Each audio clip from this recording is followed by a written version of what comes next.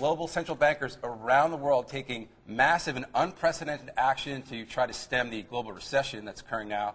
My guest, Nouriel Roubini, economics professor of NYU and chairman of RGE Monitor. Nouriel, we had, again, Bank of England, ECB, Swiss banks slashing rates today. Central bankers are pulling out all the stops. Are they going to be able to stop, first of all, the economy, global economy from falling further into recession, and then more frightening, a global deflationary spiral?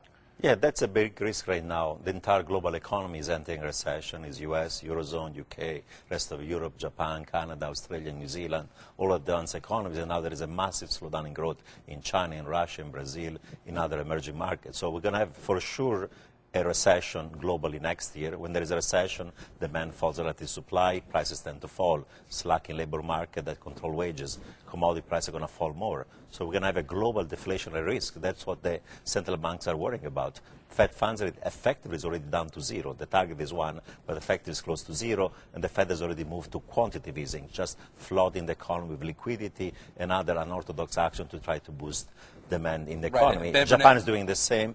The ECB is behind the curve. Soon enough, throughout Europe, you're going to see zero interest rates. Right, and Ben Bernanke talking about Fed possibly buying treasuries, another way to get liquidity into the system.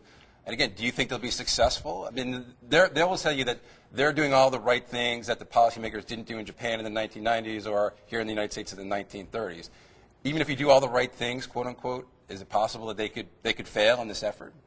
They could fail. You know, Japan in the 90s did massive quantitative easing and the economy stagnated for a decade, and you had deflation. What the Fed is trying to do is preemptively try to avoid to get into a deflation trap that is very dangerous. Whether they're going to be successful or not, I don't know. Why? There's a global glut of supply because of the overinvestment of China, Asia, emerging markets. The supply of goods and services has been rising sharply. Now there is a fall in demand. And that's a structural factor. It's not so easy then to undo this excess supply that has to be worked out just through monetary policy.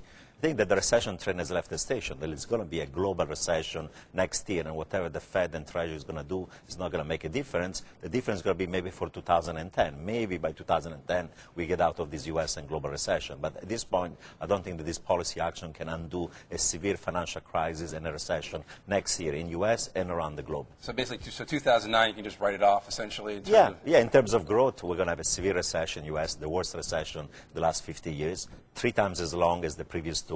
Recession started last December. It's not going to be over before next December. That's 24 months. The last 2 recessions lasted only 8 months, and the cumulative fall in GDP might be of the order of 4 or 5%, 5 times bigger than the last recession. So this is really a severe recession. The unemployment rate may go above 9% and peak around 9% around 2010. This is something that's very hard to undo through monetary and fiscal policy in the short run. Right. So in the long run, are there things that the Fed and the incoming Obama administration should be doing that they're not already doing?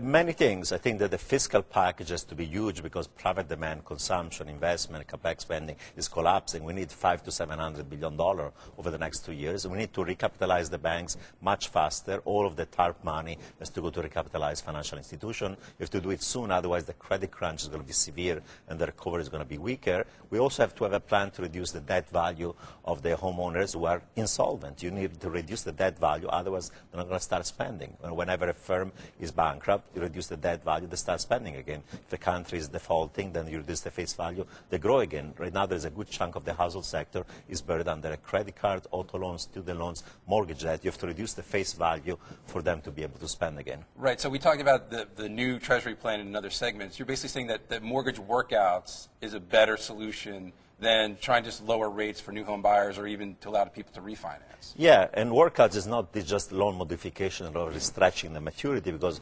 two-thirds of all those mortgages that are modified are going to go into default again. You have to reduce the face value. It's something very different. Is debt reduction. That's much more important because otherwise we're going to have a tsunami of foreclosures. And today about 45% of all existing home sales are distressed sales, short sales and foreclosed homes. That's the thing that's putting pressure further on the housing market and on home prices. You have to try to stop that. This tsunami of foreclosure has to be blocked. And to do that, you have to reduce the face value of the debt. All right, Nouriel.